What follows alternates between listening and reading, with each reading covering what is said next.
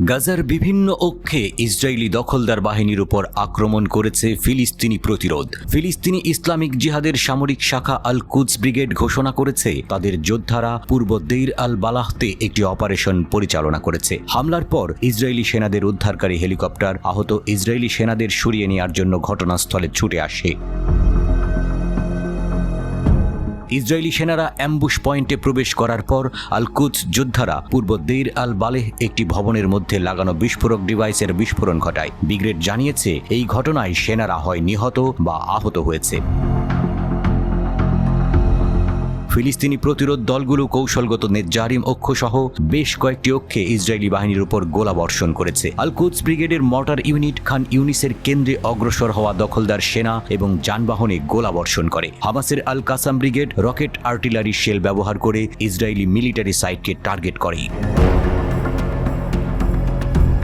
আল মুজাহিদিন brigade Netzarim অক্ষে স্থানীয়ভাবে উৎপাদিত হাসেব শেল দিয়ে দখলদার বাহিনীর উপর হামলা চালায়। Democratic front for the liberation of Palestine জানিয়েছে তাদের যোদ্ধারা রাফাহ শহরের ইবনা শরণার্থী শিবিরে ইসরায়েলি দখলদার বাহিনীকে মর্টার দিয়ে আক্রমণ করেছে।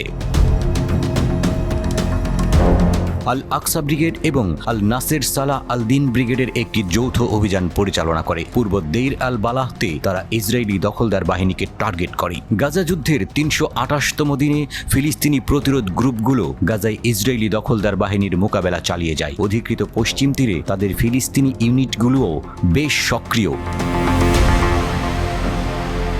পশ্চিম তীরে পরিস্থিতি তীব্র হয়ে উঠেছে এবং দুই পক্ষের মধ্যে সংঘর্ষের মাত্রা বেড়েছে। আল কুদস ব্রিগেড তাদের অপারেশনকে দ্বিতীয় ধাপে নিয়ে যাওয়ার ঘোষণা দিয়েছে। আল কুদস একাধিক সামরিক কৌশল নিয়ে কাজ করছে, যেমন ভূমির কার্যকর ব্যবহার, সক্ষমতা পুনর্নির্মাণ, অ্যাম্বুশ স্থাপন, বিস্ফোরক ব্যবহার। তারা উল্লেখ করেছে যে এই ধাপের উদ্দেশ্য হচ্ছে ইসরায়েলি বাহিনীর বিরুদ্ধে কার্যকর প্রতিরোধ গড়ে তোলা।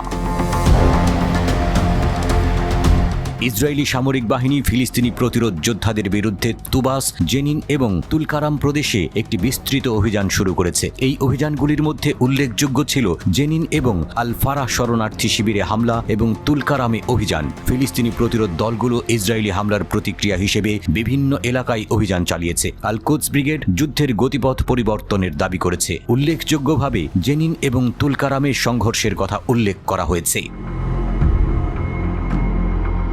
ফিলিস্তিনি ব্রিগেডগুলো তাদের নিহত যোদ্ধাদের জন্য শোক প্রকাশ করেছে এবং তাদের প্রতিরোধ কার্যক্রম অব্যাহত রাখার প্রতিশ্রুতি দিয়েছে। আল নাসের সালাহ আল দিন ব্রিগেড তাদের জেনিনের কমান্ডার আহমেদ তুর্কামান এবং আল কাসাম ব্রিগেড তাদের যোদ্ধা মোহাম্মদ আবেদের মৃত্যুতে শোক প্রকাশ করেছে।